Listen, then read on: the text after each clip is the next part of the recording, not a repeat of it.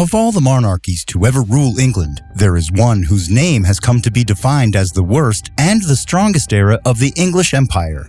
Meet Edward Longshanks, the Hammer of the Scots and the most violent king to ever rule in England by bringing the kingdom to its peak and the world to its knees. In this video, we will see if King Edward I really was as ruthless as many people portray him. We will also examine the landmark achievements England attained during his leadership. A less feisty beginning, a different Edward. Edward I was the first son of King Henry III, and he was born in June 1239, 23 years into his father's reign. Edward met a much softer ground compared to his father. He was a father's favorite, considering his name was not precisely an aristocrat's name.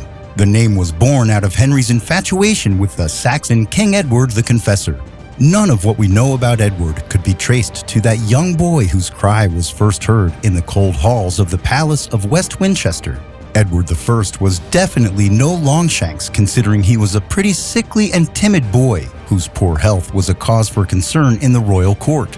In 1246, he was said to have struggled with a life-threatening illness that threw the entire royal family into a fit. But he would outgrow that stigma to assume an intimidating adult stature standing at 6 foot 2 inches, and he never looked like the unhealthy prince he once was. His long legs and arms defined the name Longshanks, as he was a relatively tall young adult. At 15, Edward betrothed his second cousin Eleanor of Castile, who according to records was either 9 or 13 years of age at the time. The arranged marriage was strictly a political play, as England sought to settle disputes with Spain over Gascony. The arrangement did not stop the two of them from falling in love with each other. Records show that she bore 16 children for Edward before her death in 1290. They both became the Dutch and Duchess of Gascony. Anarchy. Subsequently, Edward had a rough entry into the political space. His father was viewed as a failure of a king, and his defects led to the civil war that nearly split England. Edward had to join the battle to defend his father against his own uncle Simon de Montfort. Henry had spent a fortune to intervene in Sicilian affairs just to gain the Sicilian crown for Edward's younger brother Edmund, without consulting the Parliament of Government in 13th century England. This led to a revolt by his brother-in-law and Edward's uncle Simon Montfort. This move did not sit well with Montfort, and not even Edward could support his father. Therefore, he joined forces with his ruthless godfather, Simon de Montfort, to hold crucial meetings with the Parliament while his father was absent. This was as good as treason. It was at the inception of the Civil War that Edward returned to his father's side, and his uncle became some sort of archenemy, considering the insurrection was against his own father. 3 years under the political tutelage of his uncle, and he had learned the best and the worst of the trade, and this would prove to be a strategic move when he changed sides. Edward naturally fought for his father, as it was his future inheritance at risk. Montfort and his crew of rebel barons won the resultant Lewes battle, and Edward and his father Henry were apprehended during the battle. Edward was held hostage by his uncle. Edward later escaped from captivity to rejoin his father. An ugly aftermath.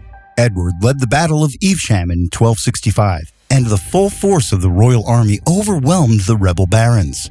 Edward proved himself to be a brutal tactician, and he was said to have taken a high ground during a thunderstorm and launched a sneaky attack that caused Montfort, the barons, and their armies to lose the battle heavily. Montfort could feel his doom as the armies of Edward approached, and he knew that there was no way out.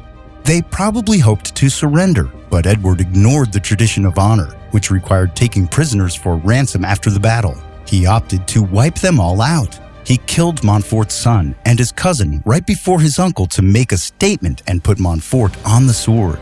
It did not end there, though. Edward hated his uncle so much that he had his dead body mutilated, an act that had never been done since William the Conqueror took the world by storm.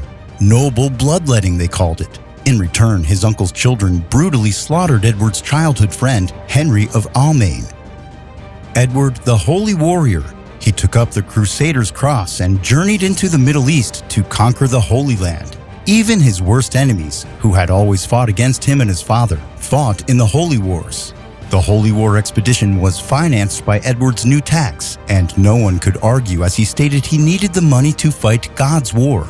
He went on the war with less than 1,000 men to battle the equally gruesome Muslim empires. He secured the help of King Louis, who died in the battle. He became more determined to win the war.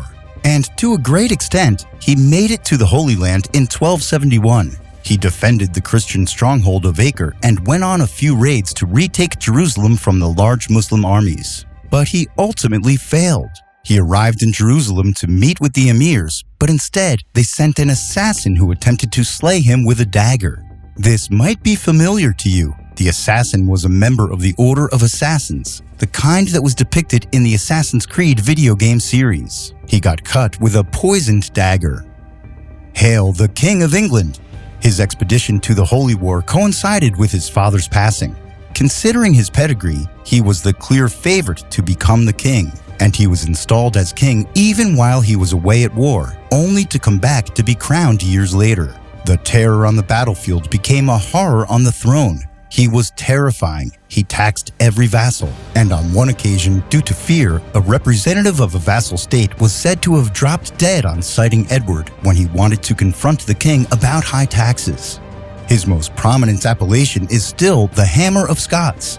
Edward's hatred was turned to Wales and Scotland, and the early 1300s saw the majority of his expeditions swing at suppressing the growing effrontery of both kingdoms. They had grown eager enough to want some freedom from England. He once besieged Stirling Castle in Scotland and battered the place with one of his most deadly weapons, the trebuchets. The Scots within the castle surrendered in terror, but they met an unlikely answer. Edward rejected their surrender. The castle and its occupants were the unfortunate testing ground of his deadly new trebuchet, and he simply wanted to exercise his strength to see the destructive power of his new toy. Edward only desisted after another terrifying day for the Scots, who had endured a heavy loss. The English king, who spoke less English than he spoke French, had no mercy for anyone. As a kid, he had a drooping eyelid and a lisp, but none can stand to look at the brutal, tall, physically imposing warlord with a persuasive manner of communication. He still had a lisp, but no one dared to mock it as a disability, at least not to his face.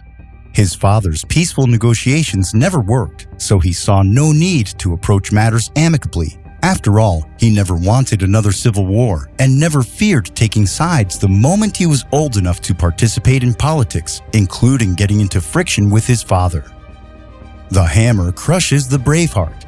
Edward was everything, anti-Scot and anti-Semite, considering how much he persecuted the Jews in medieval England. He executed hundreds of Jews before expelling them from England. For 366 years, the Edict of Expulsion was not reversed until 1656. Edward went to Scotland at their own invitation, but on getting there he performed a coup and installed himself as the Supreme Lord of Scotland. He installed John Balliol as the puppet king, but he too would later betray Edward.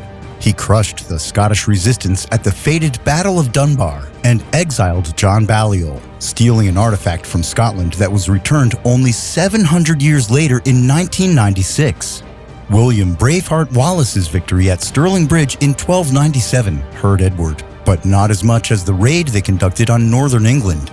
That move meant that Wallace's days were numbered, and after settling his scores with France, he returned to make a horrifying example of the Scottish rebel. He took 15,000 forces to beat Wallace's 6,000. The true nature of that battle was hardly like the melee portrayed in the movie Braveheart. It was much bloodier than you can imagine. Wallace lost, and he was brought to London undressed. They dragged him behind a horse. Then he got drawn, quartered, castrated, beheaded, and dismembered, like he did with Simon de Montfort, his uncle. An ordinary end. You would think with all these atrocities, Edward would die a violent death in battle. That seemed to be a sort of destiny. He died an old man with a poor case of dysentery. Maybe he deserved a more terrible end, but died an ordinary man's death. He instructed that his dead bones be carried to every battle with the Scots, even the Holy Land, and they honored his request for 2 centuries. At the head of his final resting place was etched Scotorum Malleus, meaning Hammer of the Scots.